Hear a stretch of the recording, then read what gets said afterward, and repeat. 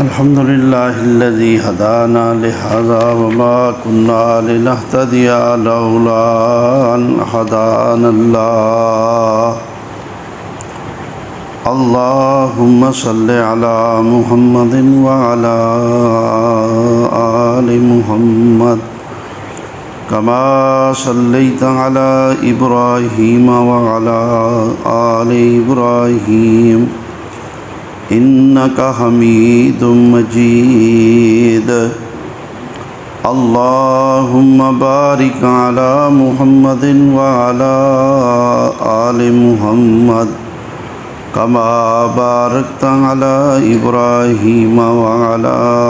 آل إبراهيم إنك حميد مجيد. رب اشرح لي صدري ويسر لي أمري واحلل عقدة من لساني يفقهوا قولي. رب زدني علما رب زدني علما. أما بعد فقال تعالى أعوذ بالله من الشيطان الرجيم بسم الله الرحمن الرحيم.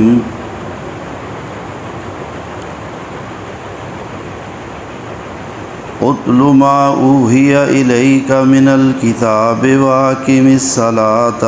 إن الصلاة تنهى عن الفحشاء والمنكر ولذكر الله أكبر والله يعلم ما تصنعون.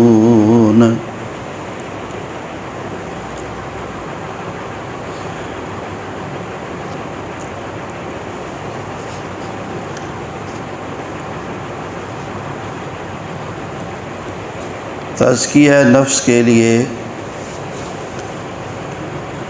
مفسرین نے اور اہل علم میں بالخصوص وہ طبقہ جو لوگوں کو عمل کے اوپر زیادہ زور دینے والا،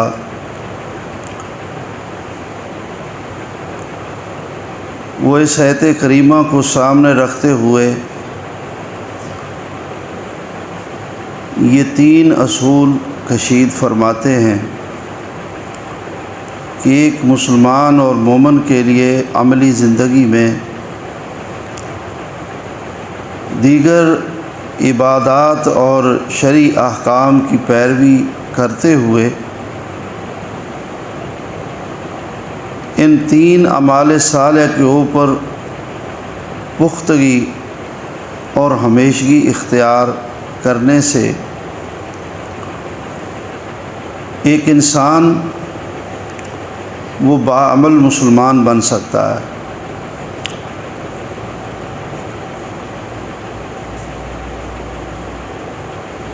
تصوف کی لائن جو کہ جنہوں نے آغاز میں شروع کی تھی، ان کا مقصد بندوں کو اللہ کی بندگی کے اوپر زور دے کر لگانا تھا، لیکن رفتہ رفتہ اس کے اندر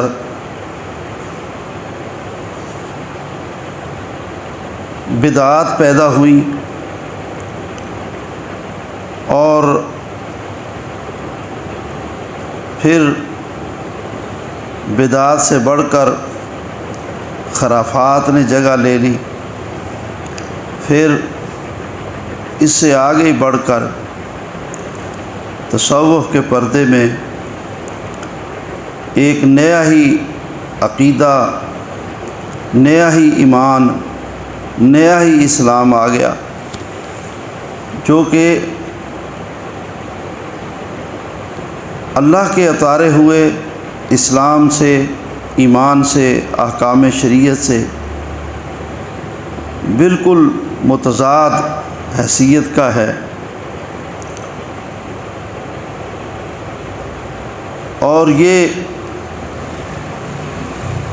عجیب و غریب قسم کے اصول اس میں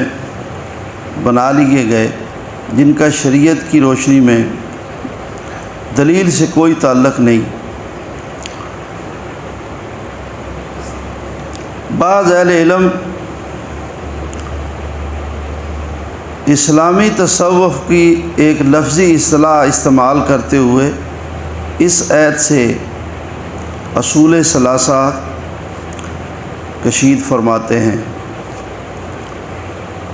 برکیف میں یہ عرض کرتا ہوں کہ ہمیں اس تکلف کی طرف اور اس اصطلاحی لفظ کی طرف جانے کی کوئی ضرورت نہیں۔ اس آیت کے اندر اللہ تعالی نے 3 عظیم الشان عبادتوں کا حکم دیا ہے، اور بحیثیت مسلمان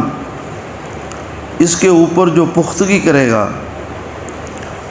انشاءاللہ وہ اسلام پہ بھی پکا رہے گا، اسے اللہ کا بھی قرب حاصل ہوگا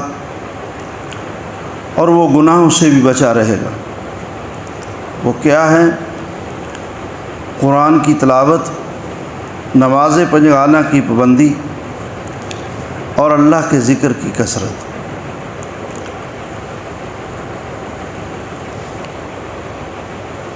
اہل اللہ کی عبادت پر زور دینے والے علماء اپنے شاگردوں کو، اپنے ساتھیوں کو، اپنے حلقہ احباب کے لوگوں کو سارا اسلام سکھانے کے بعد کہتے تھے کہ وعدہ کرو نماز نہیں چھوڑو گے، ذکر کی پابندی کرو گے اور قرآن کی تلاوت کی پابندی کرو گے، ہر روز قرآن پڑھو گے، اور یہ وظائف ہیں صبح و شام پڑھنے ہیں، یہ نمازوں کے بعد پڑھنے ہیں، یہ سونے سے پہلے پڑھنے ہیں، یہ موقع محل کی دعائیں ہیں، اس کی پابندی کرو گے، اس میں غفلت نہیں کرو گے۔ تو جو لوگ اس پہ عمل کرتے تھے انہیں معاشرے میں صوفی یا ملا کہا جاتا تھا یا درویش کہا جاتا تھا، کہ یہ بڑی پابندی کے ساتھ یہ نمازی بھی پکا ہے، نفلی فرضی عبادات میں بڑا بعمل ہے، اور یہ وظیفے بھی کرتا ہے اور اللہ کے ذکر کے لیے بیٹھتا ہے اور تلاوت قرآن کثرت سے کرتا ہے۔ تو اللہ رب العزت نے جو یہاں فرمایا اتل ما اوحی الیک من الکتاب، قرآن کی تلاوت، واقم الصلاۃ، نماز کی پابندی، نماز قائم کرنا، ولذکر اللہ اکبر، اور اللہ کا ذکر تو سب سے بڑھ کر اللہ کے قریب کرنے والی عبادت ہے۔ تو اس لیے اس بات کی پابندی کریں۔ نماز کی بابت بطور خاص فرمایا اس کی بہت برکات ہیں، اور ایک برکت یہ بھی ہے ان الصلاۃ تنہی عن الفحشاء والمنکر، کہ نمازی کے اوپر اس کی یہ تاثیر بیٹھتی ہے کہ وہ بے حیائیوں سے اور گناہ کے کاموں سے رک جاتا۔ نماز اس کو کامل مسلمان بننے میں روحانی طور پر اسے فائدہ دیتی ہے، اس کو اثر دکھاتی ہے۔ پھر اللہ تعالی نے قرآن مجید فرقان حمید کی اہمیت اور قرآن کی فضیلت بیان فرماتے ہوئے فرمایا وَكَذَلِكَ أَنزَلْنَا إِلَيْكَ الْكِتَابَ، اور اسی طرح ہم نے محبوب آپ کی طرف اپنی یہ کتاب اتاری، جس طرح پہلے لوگوں کی طرف اتاری، یعنی انبیاء پر، امتوں کے لیے ہم نے کتابیں اور صحیفے اتارے، اور کتابوں کے علاوہ اللہ تعالیٰ نے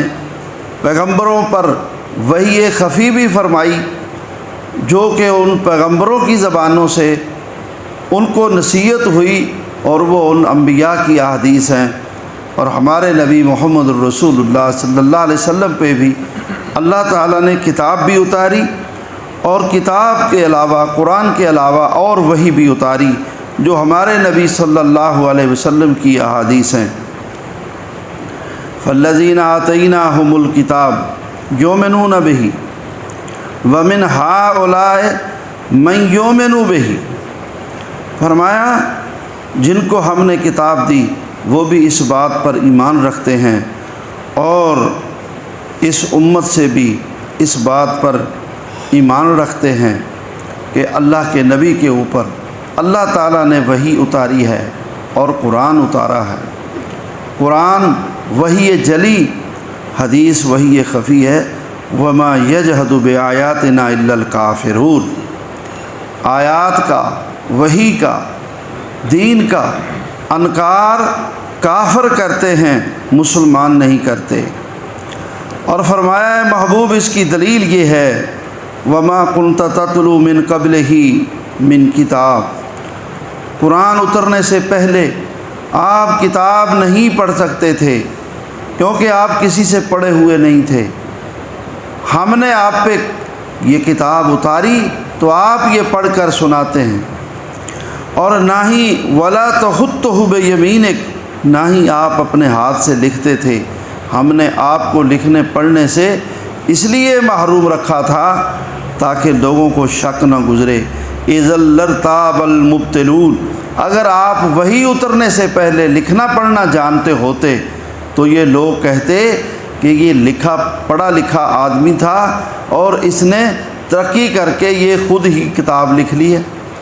اور یہ خود ہی لکھتا ہے اور خود ہی یہ سناتا ہے۔ تو لوگ آپ پر یہ اعتراض کرتے،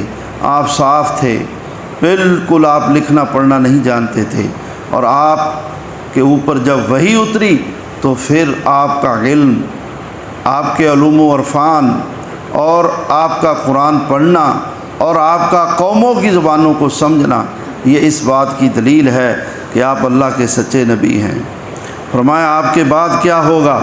بل هو آیات بینات فی صدور الذین اوتوا العلم وما یجحد بآیاتنا الا الظالمون،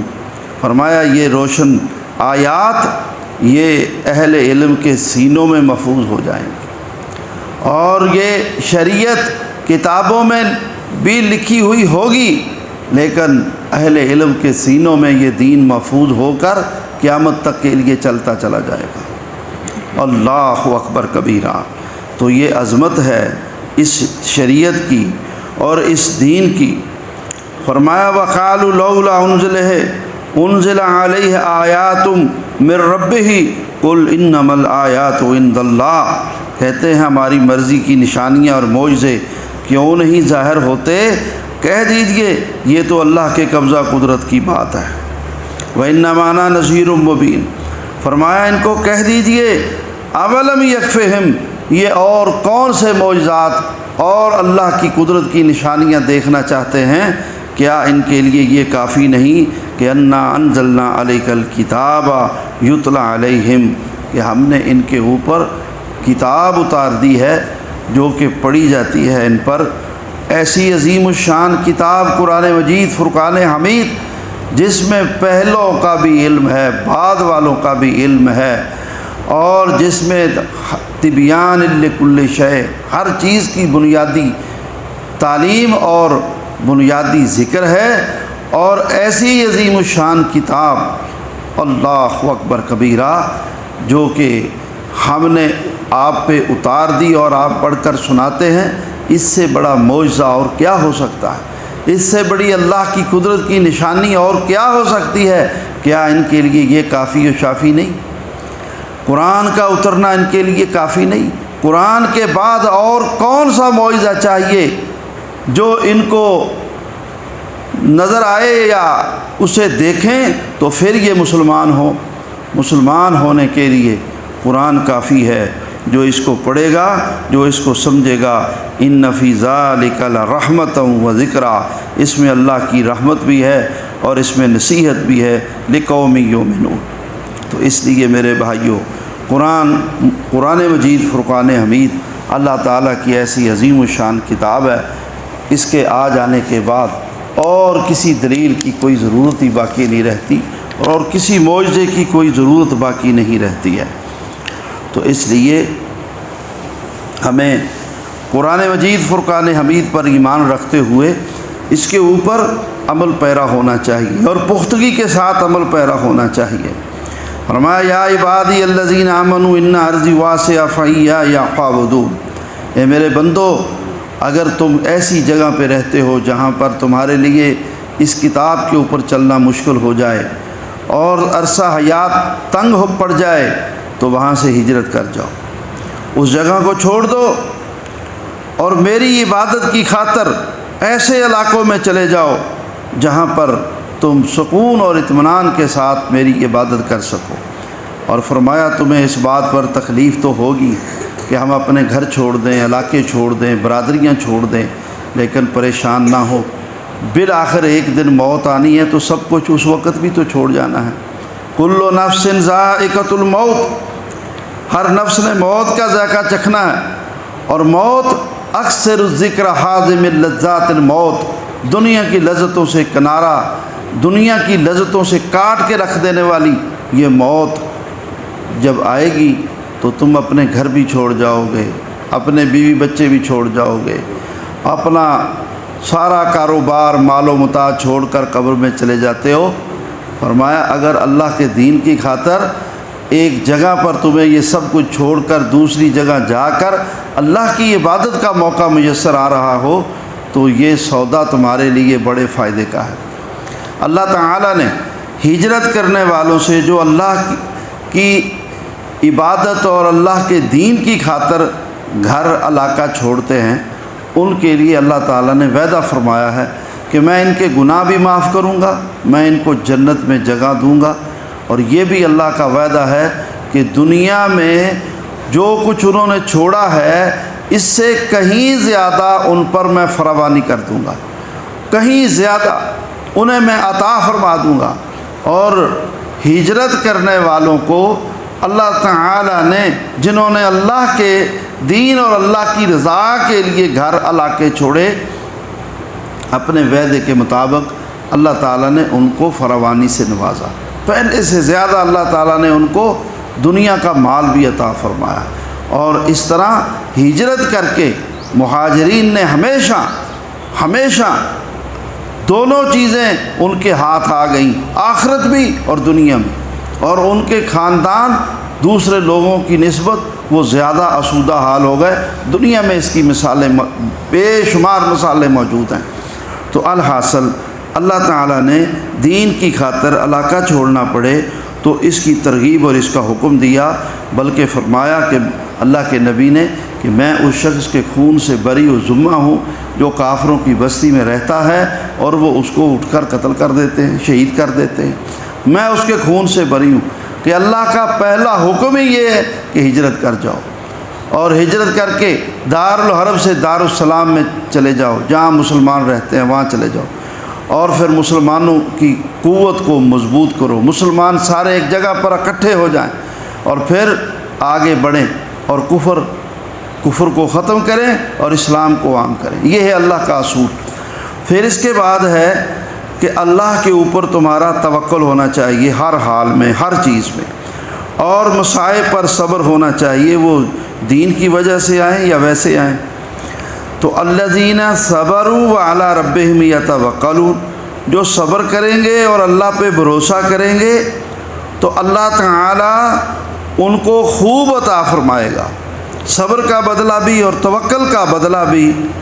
وہ بھی نعمتوں کی فراوانی کی صورت میں بھی ہے اور آخرت کی صورت میں بھی ہے۔ تو یہ اعمال کہ ہجرت، جہاد فی سبیل اللہ، مہاجرین کی نصرت، مصائب پر صبر اور اللہ پر توکل، یہ عقیدے کے بنیادی مسائل ہیں عقیدہ توحید و رسالت کے بعد۔ ایک مسلمان کے اندر ان چیزوں کی پختگی ہونی چاہیے۔ جیسے خدا نخواستہ کوئی تکلیف آتی ہے تو وہ اس پر صبر کریں، جزا فضا نہ کریں، اور ہر معاملے میں اللہ کے اوپر بھروسہ کریں۔ پریشانیوں کا واحد حل یہ ہے کہ اللہ کے اوپر بھروسہ کریں۔ اور فرمایا توکل کما حقہ، اور جانوروں سے سیکھ لیں، اگر ویسے سمجھ نہیں آتی تو وَكَأَيٍّ مِّن دَابَّةٍ لَا تَحْمِلُ رِزْقَهَا، تم جانوروں کو دیکھو، وہ اپنا رزق ساتھ اٹھائے نہیں پھرتے، بلکہ ان کا اللہ کے اوپر توکل ہے، اللہ کے اوپر بھروسہ ہے، وہ بس کھاتے ہیں اور جیسے اللہ نے ان کو سکھایا ہے وہ اللہ کی عبادت کرتے ہیں، اور دوسرے وقت میں ان کو اللہ پھر دے دیتا ہے۔ دوسرے وقت کا ان کے پاس جمع نہیں ہوتا، چاہے وہ چارہ کھانے والے ہیں، چاہے وہ گوشت کھانے والے ہیں، چاہے وہ پانیوں میں رہنے والے ہیں، چاہے وہ خشکیوں میں رہنے والے ہیں۔ اللہ کی مخلوق، انسان اللہ کی ساری مخلوق چلنے پھرنے والی کے مقابلے میں بہت تھوڑی تعداد ہے، بہت تھوڑی تعداد ہے۔ پرندے اور چرندے اور درندے، یہ جو جانور ہیں یہ انسانوں سے کہیں زیادہ ہیں، اور پھر یہ حشرات الارض، بلوں سوراخوں میں رہنے والے جانور اور سمندروں میں رہنے والی مخلوق تو اتنی بڑی بڑی ہے،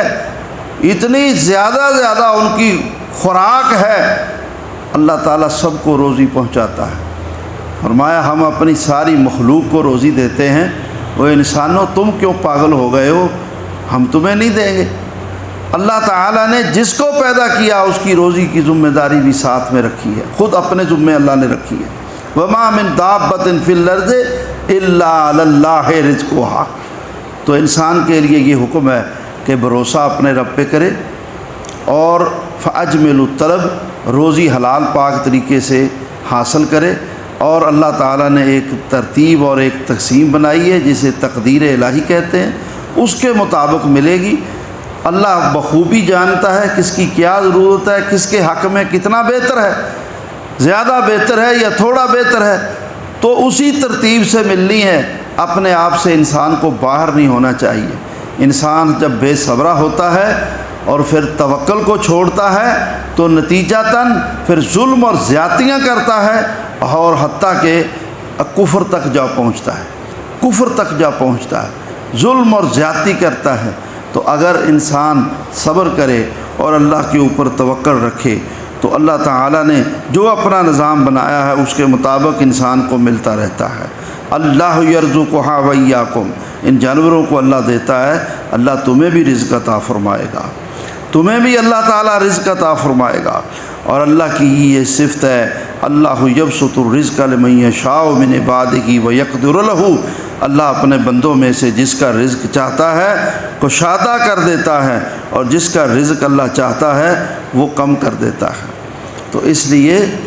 فرمایا کہ تم اس مسئلے میں تمہیں اطمینان اور سکون کے ساتھ رہنا چاہیے۔ اور پھر اللہ رب العزت نے اس دنیا کی آخرت کے مقابلے میں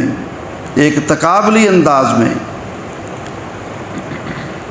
اس کی بے ثباتی اور اس میں انسان کا پڑھنا، یہ انسان کی غفلت کے طور پہ ذکر کرتے ہوئے فرمایا وَمَا هَٰذِهِ الْحَيَاةُ الدُّنْيَا إِلَّا لَهْوٌ وَلَعِبٌ، لوگو یہ دنیا کی زندگی یہ تو ایک کھیل تماشا ہے، یہ عارضی سا میلہ ہے۔ وَإِنَّ الدَّارَ الْآخِرَةَ لَهِيَ الْحَيَوَانُ،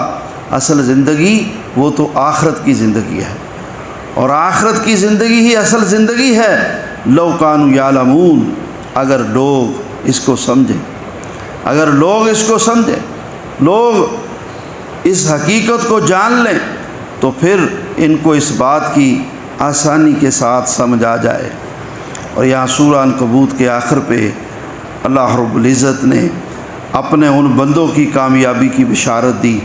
جو اللہ تعالیٰ کی عبادت میں محنت کرتے ہیں یا اللہ کے دین کو پھیلانے میں محنت کرتے ہیں۔ والذین جاہدوا فینا، وہ لوگ جو ہم میں جدوجہد کرتے ہیں، ہمیں خوش کرنے کے لیے دین کی محنت کرتے ہیں، عبادت میں محنت کرتے ہیں، اللہ کی اطاعت میں، اللہ کے رسول کی اطاعت میں محنت کرتے ہیں، لَنَهْدِيَنَّهُمْ سُبُلَنَا، تو ہم ان کو ان کامیابی کے طریقوں کی رہنمائی خود ہی کر دیتے ہیں، ان کے ہاتھ میں کامیابی کے رستے خود ہی آ جاتے ہیں۔ وَإِنَّ اللَّهَ لَمَعَ الْمُحْسِنِينَ، اللہ نیکوکاروں کے ساتھ ہے۔ پھر آگے سورہ روم شروع ہوتی ہے، اور یہ سورہ مبارکہ مکیہ ہے، اور مکی دور آپ کا جو ہے اسی دور میں یہ نازل ہوئی۔ اور اس دور میں یہ ایک واقعہ پیش آیا کہ روم کے لوگ جو کہ اہل کتاب ہونے کے لحاظ سے وہ حق کے قریب تھے، عیسائی تھے،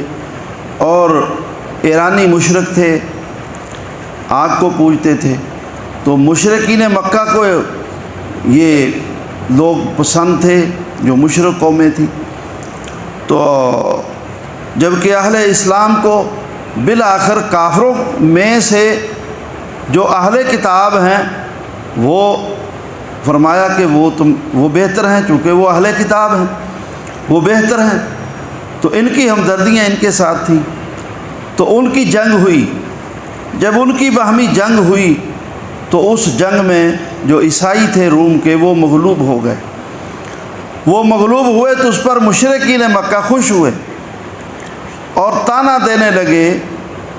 صحابہ کرام کو، رسول اللہ کو، کہ دیکھو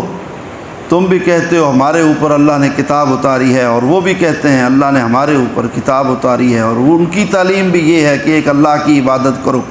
تمہاری تعلیم بھی یہ ہے کہ ایک اللہ کی عبادت کرو۔ دیکھو ان کا کیا حشر ہوا، دیکھو ان کا کیا حشر ہوا ہے۔ تو اس بات پر مسلمانوں کو تکلیف ہوئی۔ اللہ تعالیٰ نے سورہ روم اتار کر بشارت دی، الف لام میم غلبت الروم فی ادنی الارض وہم من بعد غلبہم سیغلبون۔ فرمایا اب تو وہ مغلوب ہو گئے ہیں یہ قریب کی زمین میں، لیکن اس مغلوبی کے بعد ان قریب وہ غالب آ جائیں گے۔ مشرکین مکہ کو خوش نہیں ہونا چاہیے، فی بضع سنین، چند ہی سالوں میں، للہ الامر من قبل و من بعد، اللہ ہی کے لیے فیصلہ آخری اسی کی توفیق سے ہے، اسی کا حکم چلتا ہے پہلے بھی اور بعد بھی۔ اور یہ ذہن میں رکھ لو، وَيَوْمَئِذٍ يَفْرَحُ الْمُؤْمِنُونَ، اس دن جب وہ غالب آئیں گے تو مسلمان بھی اس دن خوشی منا رہے ہوں بِنَصْرِ اللہ، اللہ کی مدد سے، يَنْصُرُ مَن يَشَاءُ، اللہ جس کی چاہتا ہے مدد کرتا ہے، وَهُوَ الْعَزِيزُ الرَّحِيمُ، وعد اللہ، یہ اللہ کا وعدہ ہے، لا يخلف اللہ المیعاد، لا يخلف اللہ وعدہ، اللہ اپنے وعدے کی خلاف ورزی نہیں فرماتا، وَلَكِنَّ أَكْثَرَ النَّاسِ لَا يَعْلَمُونَ۔ پھر کیا ہوا، جس دن اللہ تعالیٰ نے مسلمانوں کو جنگ بدر میں فتح دی، اسی دن ہی اللہ تعالیٰ نے رومیوں کو بھی فتح دی۔ مسلمان اپنی جگہ پہ خوشیاں منا رہے تھے،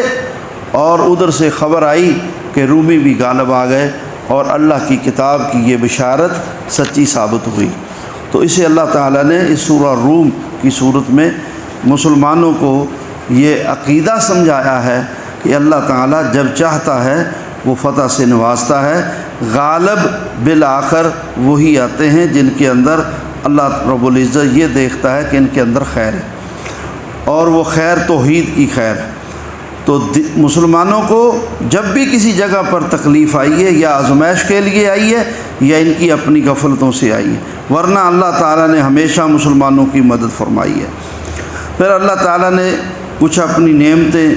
ذکر فرما کر ان کی شکر گزاری کا حکم دیا ہے، اپنی قدرت کی نشانیاں بیان کی ہیں، اور ان سے عبرت سیکھنے کا حکم دیا ہے۔ وَمِنْ آيَاتِهِ أَنْ خَلَقَكُم مِّن تُرَابٍ ثُمَّ إِذَا أَنْتُمْ بَشَرٌ تَنْتَشِرُونَ وَمِنْ آيَاتِهِ أَنْ خَلَقَ لَكُم مِّنْ أَنفُسِكُمْ أَزْوَاجًا لِتَسْكُنُوا إِلَيْهَا، یہ ساری نعمتیں اور اپنی قدرت کی نشانیاں کے طور پہ اللہ تعالیٰ نے بیان فرمایا۔ اللہ کی قدرت کی نشانیوں میں سے یہ ہے، اس نے تمہیں مٹی سے پیدا کیا، اور اب تم خوب سے خوب اپنے ذوق میں بنے پھر رہے ہو، لیکن اپنی اصلیت کو پہچانو۔ اور اس کی قدرت کی نشانیوں میں سے ہی یہ ہے کہ اس نے تم کو ایک جان سے پیدا کیا، اسی سے تمہاری بیوی کو پیدا کیا، ماں حوا آدم سے پیدا کی، اور اللہ تعالیٰ نے مرد عورت یہ نر مادہ پیدا کیے، اور اس میں اللہ تعالیٰ مردوں کو بطور نعمت عورت کا ذکر کر رہے ہیں کہ یہ تمہاری بیویاں لتسکنوا الیہا تاکہ تم ان سے سکون حاصل کرو، وجعل بینکم مودۃ ورحمہ اور تمہارے درمیان یہ رحمت، یہ محبت، یہ شفقت، یہ اللہ کی قدرت کی نشانی ہے۔ رسول اللہ صلی اللہ علیہ وسلم نے فرمایا نکاح سے بڑھ کر خاوند بیوی میں محبت پیدا کرنے والی اور کوئی چیز نہیں، اور نکاح جو کہ ایجاب قبول ہوتا ہے، اسی سے ہی خاوند بیوی کے درمیان اتنی محبت پیدا ہو جاتی ہے کہ وہ ایک دوسرے کے بغیر رہنا ہی اپنے لیے محال سمجھتے ہیں۔ تو یہ اللہ کی قدرت کی نشانیوں میں سے ایک نشانی ہے۔ وَمِنْ آیَاتِهِ خَلْقُ السَّمَاوَاتِ وَالْأَرْضِ، اور اللہ کی قدرت کی نشانیوں میں سے یہ ہے کہ اس نے جو زمین و آسمان پیدا کیے، وَاخْتِلَافُ أَلْسِنَتِكُمْ وَأَلْوَانِكُمْ، تمہاری زبانوں کا مختلف ہونا، تمہارے رنگوں کا مختلف ہونا۔ ایک آدم کی اولاد ہیں، زمین کے اوپر پھیلتے چلے گئے ہیں، لیکن دیکھیں ان کے رنگ علیحدہ ہیں، قد کاٹ علیحدہ ہیں، شکلیں علیحدہ ہیں، زبان علیحدہ ہے۔ کتنی زبانیں ہیں انسانوں کی، ایک دوسرے کو سمجھ ہی نہیں آتی ہے۔ تو یہ اللہ کی طرف سے ہے، یہ اللہ کی سب قدرت کی نشانیاں ہیں۔ وَمِنْ آیَاتِهِ مَنَامُكُمْ بِاللَّيْلِ وَالنَّهَارِ، تمہارا رات میں یا دن میں سونا، وَإِبْتِغَاؤُكُمْ مِنْ فَضْلِهِ، اور تمہارا اس کا فضل یعنی رزق تلاش کرنا، اس کے طریقے اللہ اکبر کیسے ہیں، کتنے زیادہ ہیں۔ اور انسان کی جستجو، میری طرف دیکھو یار، ادھر ہو، ادھر دیکھو علی زین، کیا دیکھتے ہو؟ لوگوں کا مختلف مشغلے اختیار کرنا، ذرائع معاش کے مختلف طریقے اختیار کرنا، اللہ تعالیٰ نے یہ رجحان پیدا کیے ہیں۔ حالانکہ انسان دیکھ رہے ہیں کہ ایک آدمی ایک ایسا کاروبار کرتا ہے جس میں اس کو بہت زیادہ فراوانی سے رزق مل رہا ہے، اور ایک آدمی ایسا کام کرتا ہے جس میں اس کو کم مل رہا ہے، لیکن وہ اس کو چھوڑ کر دوسری طرف جاتا نہیں ہے، وہ وہی کر رہا ہے۔ ایک مالک ہے، ایک مزدور ہے، مزدور کو صرف مزدوری ملتی ہے اور مالک کا کاروبار بڑھ رہا ہے، لیکن مزدور مزدوری پہ ہی لگا رہتا ہے، وہ کاروبار کی طرف جاتا ہی نہیں۔ اور اسی طرح جتنے بھی یہ شغل ہیں معاش کے، تو جس کام کے اوپر ایک انسان لگا ہوا ہے وہ اسی پہ ہی لگا رہتا ہے، جیسے کسی نے باندھ رکھا ہے اس کو، کس نے اس کے اوپر اس کو پکا کر رکھا ہے اور ادھر ادھر نہیں جانے دیتا؟ وہ اللہ ہے، وہ اللہ کا ایک نظام ہے۔ اور اللہ تعالیٰ نے لوگوں کو جو فہم و فراست ان کے دماغوں میں اللہ تعالیٰ نے لگا دی ہے، اور وہ شخص اسی کام کے اوپر اسی طرح لگا رہتا ہے۔ فرمایا اس میں ہماری قدرت کی نشانی ہے اگر سمجھو تو۔ فرمایا اس کی قدرت کی نشانیاں، اس سے دیکھ کر تم عبرت حاصل پکڑو۔ وَمِنْ آیَاتِهِ يُرِيكُمُ الْبَرْقَ خَوْفًا وَطَمَعًا وَيُنَزِّلُ مِنَ السَّمَاءِ مَاءً، وہ تمہیں بادل دکھاتا ہے، بجلی کی چمک دکھاتا ہے، بارش برساتا ہے، تمہارے دل میں ڈر اور طمع پیدا ہوتا ہے، بارش برستی ہے، مردہ زمین ہری بھری ہو جاتی ہے، یہ اس کی قدرت کی نشانیاں ہیں۔ وَمِنْ آیَاتِهِ أَن تَقُومَ السَّمَاءُ وَالْأَرْضُ بِأَمْرِهِ، تم دیکھو تو صحیح، زمین و آسمان اپنی جگہ پہ کھڑے ہیں، یہ اس کی قدرت کی نشانیاں، یہ سب اس کی قدرت کی نشانیاں ہیں۔ اور یہ بھی سمجھ لو کہ وہ رب ثم اذا دعاکم دعوۃ من الغرض اذا انتم تخرجون، جس طرح یہ سب کام اس کے ہیں، یہ کام بھی اس کا ہے۔ تم زمین میں مدفون ہو جاؤ گے اور وہ تم کو آواز دے گا، آؤ قبروں سے نکل کر میدان معاشر میں، تو تم میں سے کوئی انکار نہیں کر سکے گا، سب قبروں سے نکل کر میدان معاشر کی طرف بھاگ کھڑے ہوں، اور حساب کتاب کے لیے تم جمع ہو جاؤ گے۔ تو الحاصل اللہ تعالیٰ نے یہاں پر یہ سب ہماری نصیحت کے لیے یہ سب کچھ بیان فرمایا ہے، اور اللہ تعالیٰ نے سورہ روم میں بہت تربیت کی ہے اور بہت ہدایات والی آیات ہیں یہ۔ پھر اس کے بعد سورہ لقمان، اس کا بنیادی مضمون توحید ہے، اور پھر اس کے ساتھ ساتھ اللہ تعالیٰ نے حقوق العباد، اور حقوق العباد میں بالخصوص لقمان علیہ السلام کی وہ نصیحت جو انہوں نے اپنے بیٹے سے کی، یہ حقوق العباد میں والدین کے گویا کے حقوق ہیں، اور اولاد کے حقوق ہیں، والدین کے ساتھ حسن سلوک کے یہ گر اور یہ اصول اللہ تعالیٰ نے یہاں پر بیان فرمائے ہیں۔ اور اس کے آخری رکوع میں اللہ تعالیٰ نے قیامت اور توحید کا مضمون بیان کیا ہے، اور پھر سورہ سجدہ اس کا مرکزی مضمون بھی فکر آخرت ہے، اور اللہ رب العزت نے آخرت کی نصیحت فرمائی ہے اس میں بھی۔ اور پھر سورہ احزاب ہے۔ سورہ احزاب کے مضامین بڑے وسیع ہیں، اور انشاءاللہ تعالی سورہ احزاب کے حوالے سے